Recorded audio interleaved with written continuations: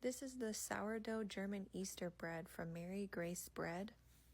I've already got 80 grams of starter and I'm adding 200 grams of milk, 2 eggs, 50 grams of sugar, and 80 grams of cubed butter, and about 400 grams of flour. I'm using all-purpose. I mix that on a lower speed for several minutes. After this, you will cover it and let it sit for about 30 minutes. Using clean, wet hands, you will squish the bigger butter clumps, kind of stretching the dough. Then this will rest again, covered for about 30 minutes.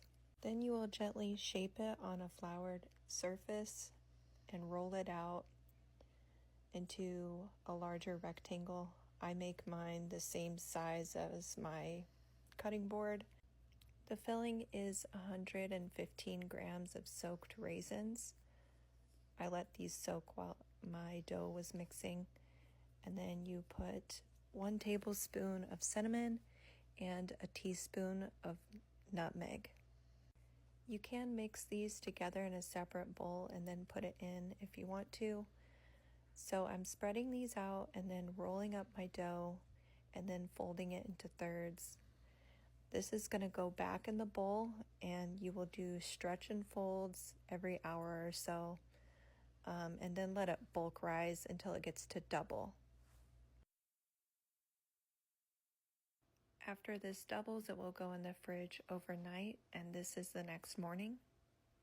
I'm going to braid this dough, so I cut it into 3 different pieces, and then I'm rolling them out to be the same length.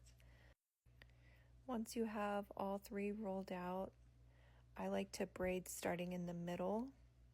I think it turns out more even. So I'm doing that here, starting kind of towards the middle, and then I go and finish up the other side, making sure the ends are tucked in. I preheated my Dutch oven to 425 Fahrenheit. I put my dough on some parchment paper, and then I'm going to brush it with some almond milk. This helps toppings to stick if you want to use slivered almonds, or in this case I use Swedish pearl sugar.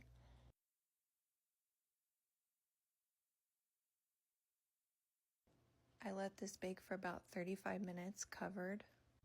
And this is what it looks like fresh from the oven. I'm brushing it with brown sugar and hot water while the bread is still hot, and then you can cool, slice, and enjoy.